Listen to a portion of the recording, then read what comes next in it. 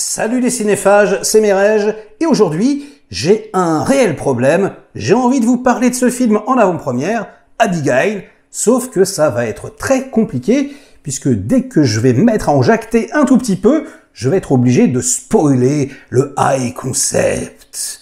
Je parle même pas de l'histoire, c'est juste que là, c'est mort. Et d'ailleurs, j'ai envie de vous dire, rien que l'affiche, elle spoil à mort. Et tu peux pas, on est dans un truc où ils auraient pas dû appeler le film Abigail, déjà. On va en parler tout de suite. Donc, c'est réalisé par un duo de réalisateurs que j'aime pas mal. Ils ont réalisé les 2 derniers Scream, qui étaient complètement pourris, mais ils ont réalisé également Wedding Nightmare, et ça, c'était vraiment très très bon. Hein.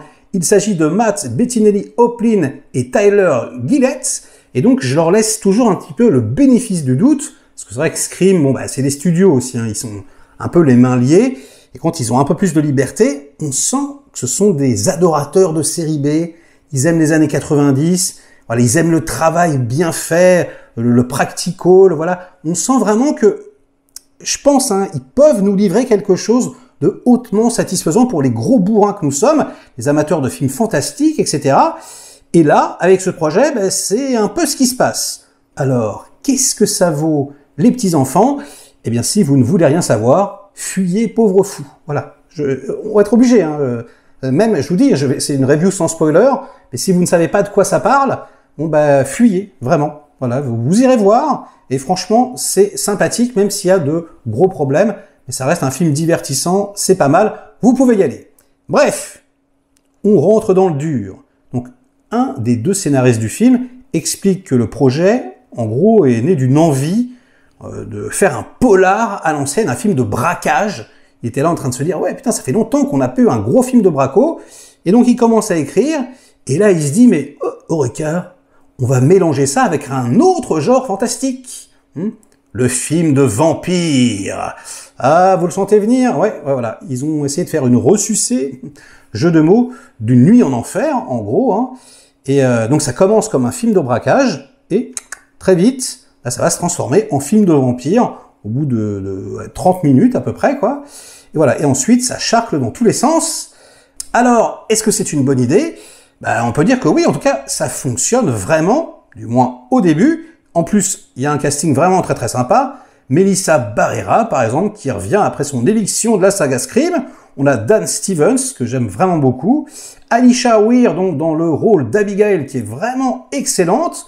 Catherine Newton, Kevin Durant et Angus Cloud, dont c'est le dernier film. Il est mort.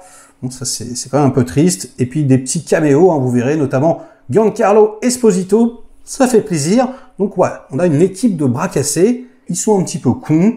Voilà, ils doivent, en gros, aller capturer la gamine on ne sait pas qui c'est, mais d'un mec ultra riche. Ils la capturent. Ils font une petite picouse, elle s'endort.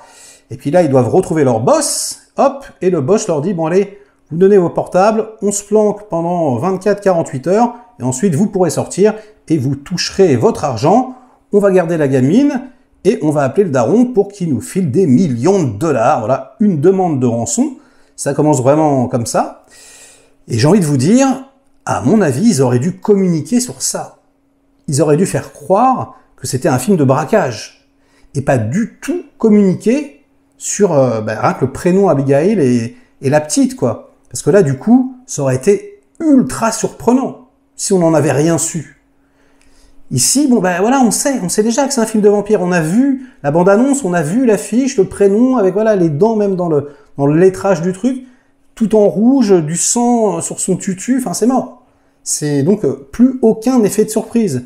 Et du coup, la première demi-heure du film, elle tombe un peu à plat, quoi. On n'est pas du tout surpris. Et ça, c'est quand même dommage. Bon, bref, passons. D'autant plus que c'est ce qu'il y a de mieux dans le film, en réalité. Vraiment, je trouve que voilà, les persos sont bien exposés, même s'ils sont complètement cons. Hein. La pression monte petit à petit, enfin, l'étrangeté arrive. Il y a des petits... voilà, c'est pas très très fin, hein, on va pas se mentir, mais des petites touches d'humour qui marchent plutôt bien.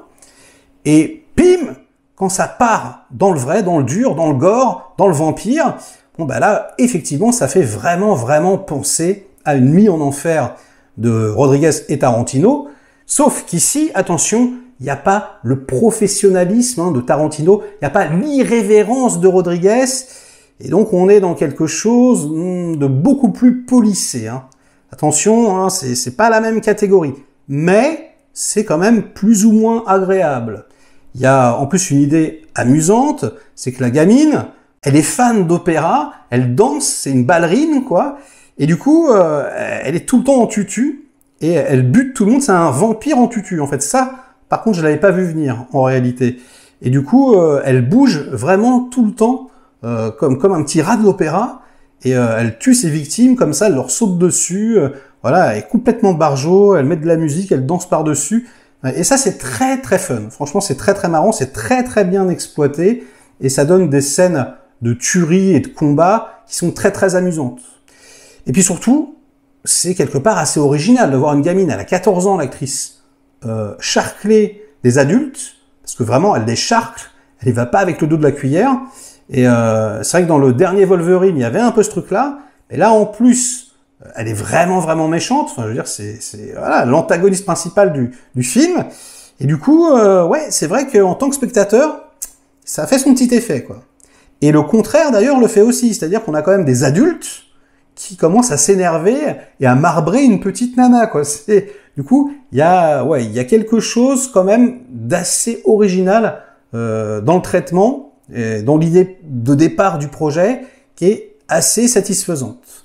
Et ça marche bien, ça marche pendant 1 heure, voilà à peu près. Et alors malheureusement, le dernier acte, c'est patatras, tout s'effondre. C'est vraiment dommage. En fait, l'ennemi du bien, c'est le trop. Et là, c'est exactement ce qui se passe. Il y a trop d'idées, trop de choses, trop de retournements de situation.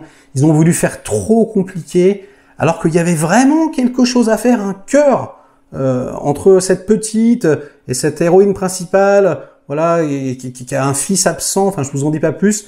Il y avait vraiment, voilà, une relation mère-fille. On pouvait faire un truc, on pouvait faire une conclusion hyper intéressante, mais ils ont décidé de partir sur un truc complètement, je sais pas, rocambolesque. J'ai pas d'autres termes qui me viennent en tête. Avec voilà d'autres guests, d'autres péripéties dont on se serait grandement passé. Et c'est franchement dommage. Ils avaient vraiment moyen, en simplifiant le truc, de faire une petite série B mortelle. Mais non, je sais pas. On n'arrive plus à Hollywood à faire un truc carré jusqu'au bout. Bref, c'était tout de même fort sympathique. Et j'espère que ça vous aura donné envie de regarder le film. Ça sort dans 1 mois en France. Allez, j'arrête là pour aujourd'hui. Likez la vidéo si elle vous a plu, diverti un minimum. Délikez-la sinon. Inondez-moi de commentaires comme d'habitude pour faire marcher le petit robot YouTube. Et nous, on se retrouve très vite pour de prochaines aventures. Ciao!